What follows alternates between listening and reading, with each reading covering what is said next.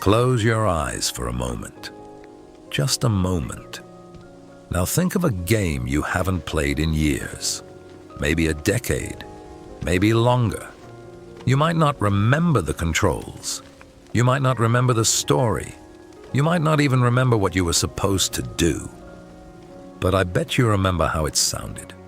The music from the menu screen. The sound of opening a chest. The ambient hum of a world that existed just for you. Those sounds are still in you, stored somewhere deep, untouched by time. And the moment you hear them again, even accidentally, everything comes rushing back. Why? Why do game sounds survive in our memory when so much else fades? When you load into a game world for the first time, your eyes take in the visuals, the landscape, the colors, the scale of things. But your ears do something more subtle. They read the mood. Before you've taken a single step, the sound has already told you everything you need to feel. Is this world safe or dangerous? Warm or cold? Alive or abandoned? A gentle wind through grass says, you can breathe here. A distant thunderstorm says, find shelter soon. Complete silence says, something is wrong.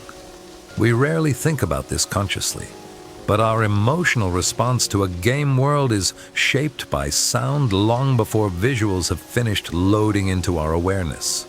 Sound designers know this. The best ones don't create sounds that match what you see. They create sounds that shape what you feel. A forest doesn't just look peaceful because of green textures. It feels peaceful because someone recorded the right kind of birdsong, layered it with the right kind of breeze, and mixed it at the right volume to make your shoulders drop and your breathing slow. That's not an accident. That's art. There's a specific category of game audio that doesn't get enough appreciation. It's not the music. It's not the ambient soundscape. It's the sound of doing things.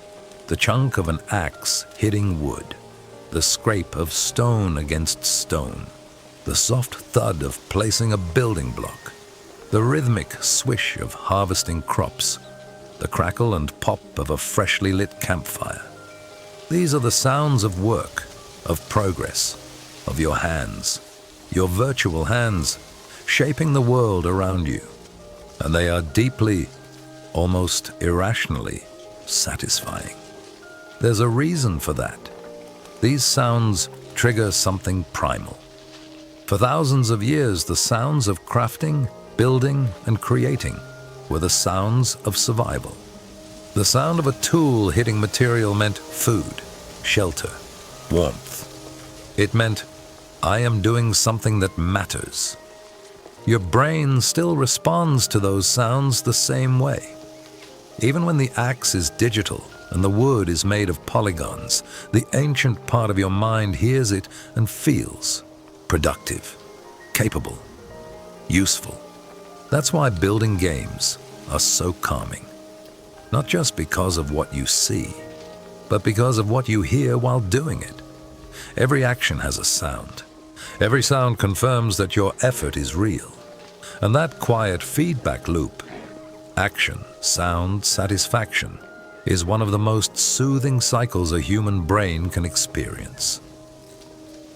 Think about how music works in everyday life. It demands attention. Lyrics want to be heard. Beats want to be followed. Even background music in a cafe is engineered to make you feel a certain way. To buy more, stay longer, eat faster. Game music is different. The best game music doesn't demand. It accompanies. It sits beneath the experience, like a current beneath a river. You don't always notice it's there, but take it away, and everything feels hollow.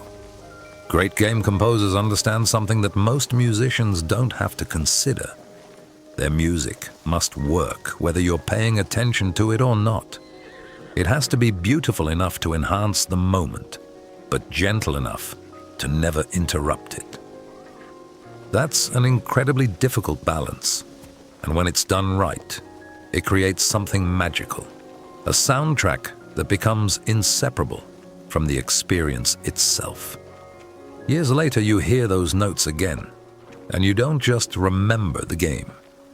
You remember how you felt, where you were sitting, what time of year it was, who you were back then.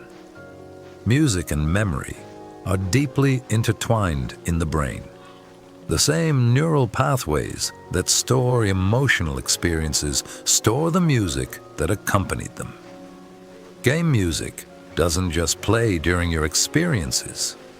It becomes part of them, permanently. But there's something even more powerful than the music, the ambient sound and the crafting feedback. Something most games use sparingly and most players never consciously notice. Silence in a game is never really silence. It's the absence of noise. And that absence speaks louder than any soundtrack ever could. Think about the moment after a storm passes in a game. The rain stops, the wind dies, and for a few seconds, there's nothing, just stillness. Your brain, which had been processing the constant input of wind and rain, suddenly has nothing to process. And in that gap, in that sudden emptiness, something opens up inside you. You notice your own breathing. You notice the space around you. You notice that you've been tense, and now you're not. Game designers use silence the way painters use negative space. It's not the absence of art, it is art. A well-placed moment of quiet can make the sounds that follow feel 3 times more powerful. A bird singing after a storm, a single hammer strike in an empty village at dawn, footsteps on fresh snow. These moments wouldn't mean anything without the silence that came before them. And here's the thing about silence in games that makes it different from silence in real life. It's safe. In real life, silence can be uncomfortable, awkward, even frightening. We fill it compulsively with music, podcasts, scrolling, talking. But in a game, silence is a gift. It's the game saying, nothing is happening right now. And that's okay. Just be here. When was the last time anything in your life said that to you? Here's where it gets personal. Somewhere in your memory, there's a sound from a game that can undo years in an instant. A sound that, if you heard it right now, would transport you back to a specific time, a specific place, a specific version of yourself. Maybe it's the inventory sound from a game you played as a teenager. Maybe it's the menu music from something you played with your kids. Maybe it's the ambient rain from a game you used to fall asleep to during a difficult year. These sounds are time capsules. They don't just remind you of the game. They remind you of who you were when you played it. And that's something no screenshot, no review, no gameplay video can do. Because visuals are processed analytically. Your brain looks at an old screenshot and thinks, I remember that. But sound bypasses analysis entirely. It goes straight to emotion, straight to feeling, straight to the pit of your stomach, where nostalgia lives. This is why a 3-second sound effect from a 20-year-old game can make a grown adult stop in their tracks. Not because the sound is special, but because everything attached to it is. Every game you've ever loved left sounds inside you. And those sounds are patient. They'll wait decades if they have to. But the moment they're triggered by a similar sound, a remix, a random melody that shares 3 notes with something you once knew, they wake up, and they bring everything with them. We've stopped listening, really listening. Not to podcasts or music or conversations, We still hear those, but listening to the world, to the sounds that exist without being created for us, that's become rare. Rain on a window, wind in the trees, the hum of an empty room, the distant sound of a neighbor's life through a wall. We used to hear these things before earbuds, before constant content, before every silent moment became an opportunity to consume something. Games, the quiet ones, the slow ones, the ones that let the world breathe. They bring us back to that. They remind us that sound isn't just information. It's atmosphere, it's presence, it's a way of being somewhere, fully, without needing to do anything about it. The next time you play a game, try something. Take off your headphones for a moment. Then put them back on. Notice the difference. Notice how the game world wraps around you through sound. How it places you inside itself not through your eyes, but through your ears. That's not technology. That's intimacy. Every game you've ever played is still singing somewhere inside you. Quiet melodies you forgot you knew. Ambient textures that shaped evenings you barely remember. The sound of rain on a roof that never existed, keeping you company when nothing else could. We talk a lot about what games look like.